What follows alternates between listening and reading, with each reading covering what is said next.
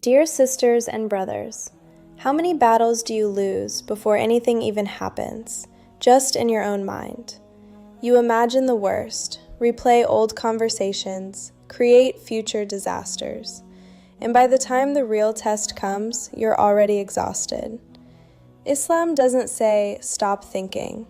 It teaches you how to think and how to guard your inner world. In today's talk, I will teach you 5 practical steps on how to guard your thoughts and build resilience, inshallah. So number 1, thoughts are gateways to the heart. Every sin, every spiral of anxiety, every moment of jealousy begins as a small, fragile thought. Allah subhanahu wa ta'ala teaches us about the nature of the soul. إِنَّ النَّفْسَ لَأَمَّارَةٌ بِالسُّوءِ إِلَّا مَا رَحِمَ رَبِّي. Indeed, the soul is ever inclined to evil, except those upon whom my Lord has mercy.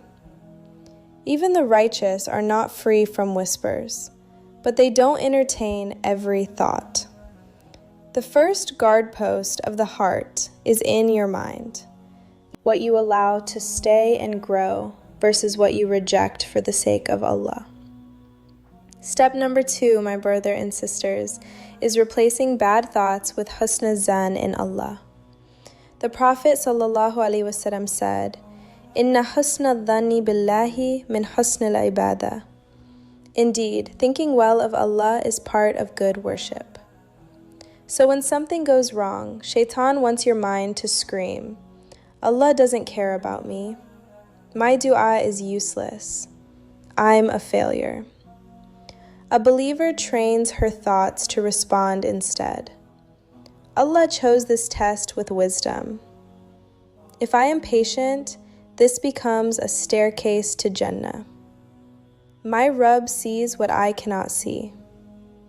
This doesn't remove the pain, but it removes the poison inside the pain. Let us to proceed to step number 3, that is, understanding Qur'anic view of tests, Qur'anic resilience. Allah subhanahu wa ta'ala already told us very clearly, أَحَسِبَ النَّاسُ أَن يُتْرَكُوا أَن يَقُولُوا آمَنَّا وَهُمْ لَا يُفْتَنُونَ. Do people think they will be left to say, we believe, and they will not be tested? And He says, وَلَنَبْلُوَنَّكُمْ بِشَيْءٍ مِّنَ الْخَوْفِ وَالْجُوعِ وَنَقْصٍ مِّنَ الْأَمْوَالِ وَالْأَنفُسِ وَالثَّمَرَاتِ وَبَشِّرِ الصَّابِرِينَ. We will certainly test you with a touch of fear and hunger and loss of wealth and lives and fruits, but give good news to the patient. Look at the mercy in this ayah. He tells you in advance, fear will come, loss will come. Then He names you as-sabirin, the patient, the resilient, as your identity. So when hardship hits, the Qur'anic mindset is not, why me? It is, this is the moment to live the ayah. This is my training. Next is our step number 4, and that is sabr, the quiet power inside. The Prophet ﷺ said, وَمَا أُعْطِيَ أَحَدٌ عَطَاءً خَيْرًا وَأَوْسَعَ مِنَ الصَّبْرِ. No one is given a gift better and more comprehensive than patience. Sabr is not passive waiting. It is active strength, holding your tongue when you are provoked, remaining on the path of obedience when you feel tired, continuing to make dua when you see no sign yet. Allah subhanahu wa ta'ala also says, لِكَيْ لَا تَأْسَوْا عَلَى مَا فَاتَكُمْ وَلَا تَفْرَحُوا بِمَا آتَاكُمْ. So that you do not grieve over what has escaped you, nor exult over what He has given you. Sabr trains you to stay balanced, not destroyed by loss, not arrogant in success.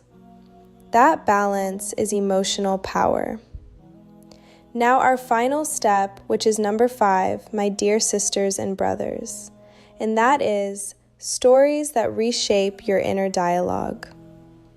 Think of Prophet Ayyub alayhi salam, after losing health, wealth, and family.